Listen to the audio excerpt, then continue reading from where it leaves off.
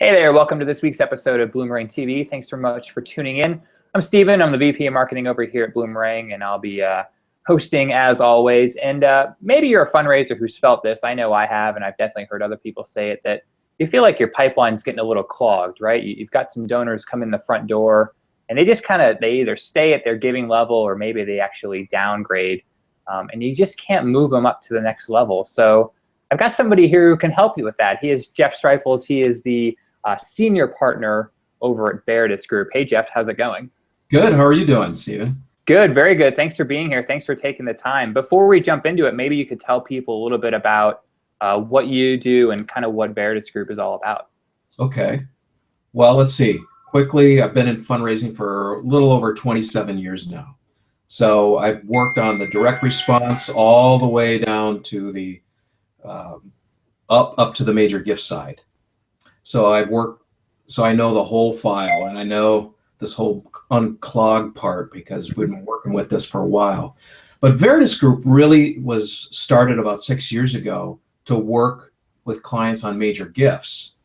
And over time, we've also then included this mid-level group because our clients have been kind of clamoring for, what do we do? How do we get more major donors? Mm-hmm. So we've got this mid-level group and they're not really doing much. Can you help us? And so we've also then started working on the mid-level, much like major gifts, but a little differently. So that's kind of what we're all about. So you've written about this, and I know you've talked about this as well, kind of moving people maybe from that low level to mid-level and moving the mid-level people up to major gifts. Why do you think people struggle with this? How do you think people actually get that pipeline clogged to begin with, and they're not able to really move people sort of up that donor pyramid, is what people call that? Yeah, that's a good question. I think a few things. One is they treat those donors, those mid-level donors, and let's just say for smaller organizations, maybe a mid-level donor is 100 to 999.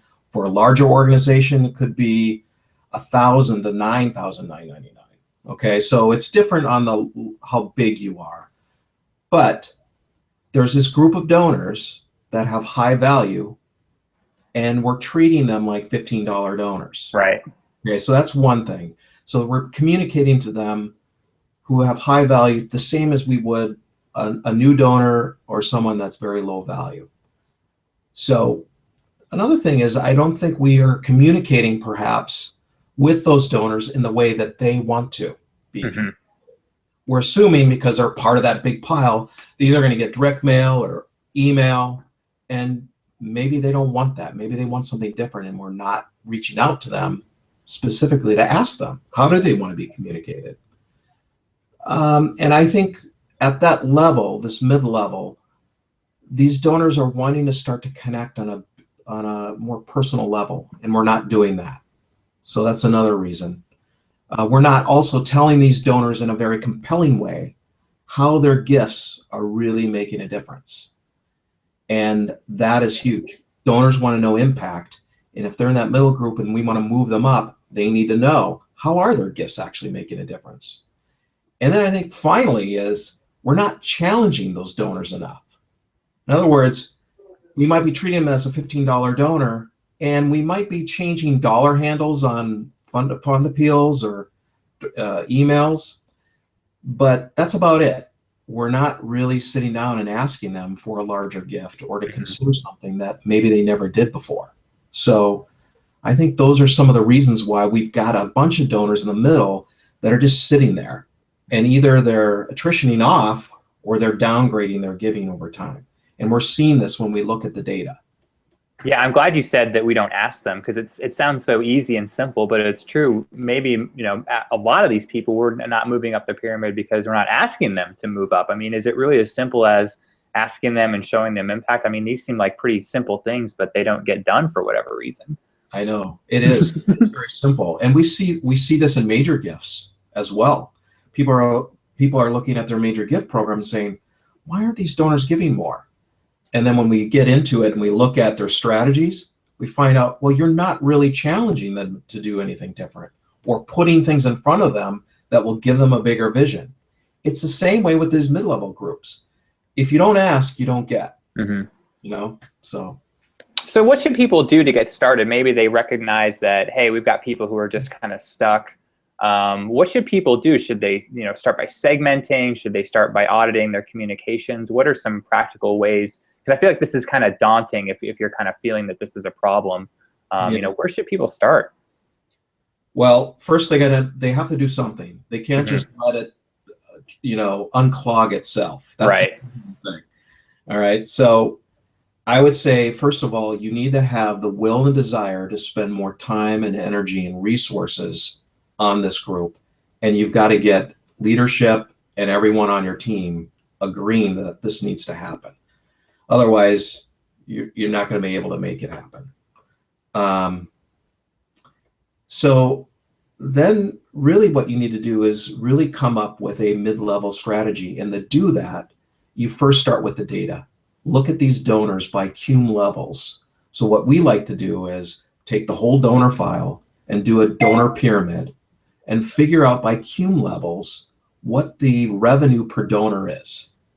If we can do that, then we know that we have our base, and then we can decide, okay, if we can move the needle by, let's say, a 5% increase or a 10% increase in revenue per donor, how much could we spend to make that happen? And then we got to determine, do we want a 1-to-1 ROI, 1.5, 2, 3 ROI on this program?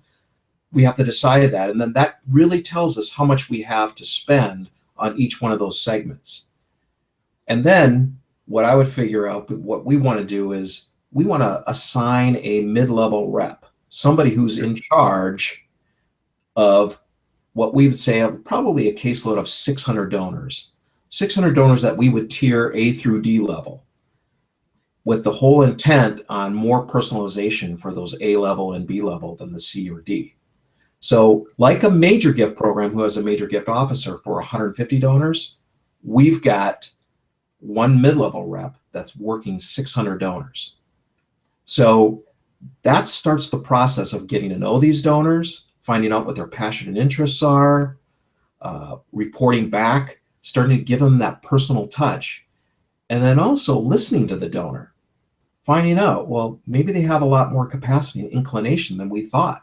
And if so, maybe we can move them into major gift caseloads. But that's how we start. We look at the data just to see what your cum levels are, how much money you have to spend that you can spend on it, and then work it with an actual person. Makes sense. What about an organization that is maybe a new or a startup or a young nonprofit who hasn't experienced this issue yet, or even a mature organization who hasn't run into this yet? What can they do to sort of, I guess, future-proof themselves against this kind of issue? We've kind of talked about what you can do if you are experiencing these issues, but what about folks who it has, it's not an issue yet, but it definitely could be, and they kind of want to protect themselves? Yeah. Well, I would actually use the same strategy, because it's not an issue yet, but it will be if you don't pay particular attention to those mid-level donors. So in other words, as they're moving up that pipeline and giving more, you're wanting to spend more attention on them. You're wanting to get to know them.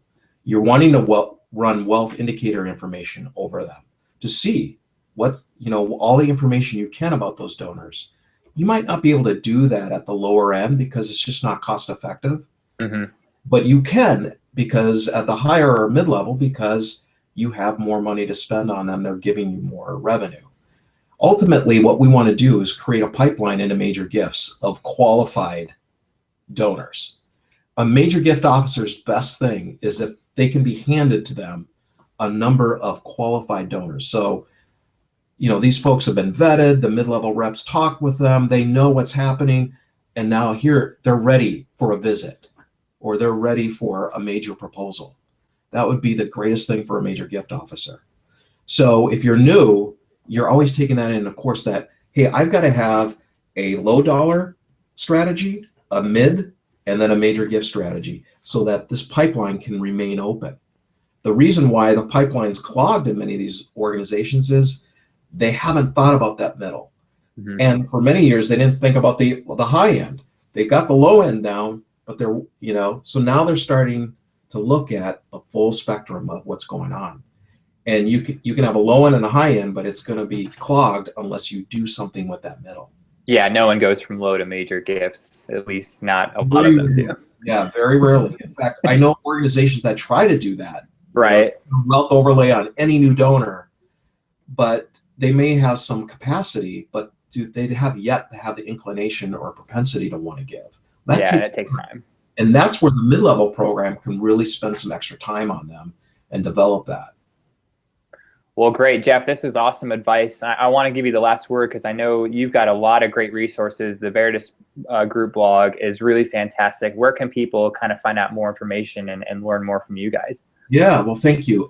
They can go to veritusgroup.com and click on our blog and sign up to get a feed from our blog. We write 3 times a week, so you can get that. We have about 15 white papers from mid-level to major gifts, everything you can think about major gifts. And finally, we have a new book out. It's not just about the money, and that's on Amazon.com, and that's all around major gifts. So if you want to build a major gift program and you want to know how to do it, we have every step-by-step in that book, and you can do it there. So a lot of good stuff, a lot of resources out there for you that you can download. Sign up for the blog. I think it's fun. We're getting a lot of good positive feedback. Yeah, it's really good stuff. I definitely recommend it. So check those things out. We'll link to all that good stuff for sure. Jeff, this was awesome. Thanks for being here, my friend. Thanks so much, Steven. It's been great. All right, we'll catch you guys next time. Tune in next week. We'll have another great chat with another fundraising expert, and we'll catch you all then. So have a good day.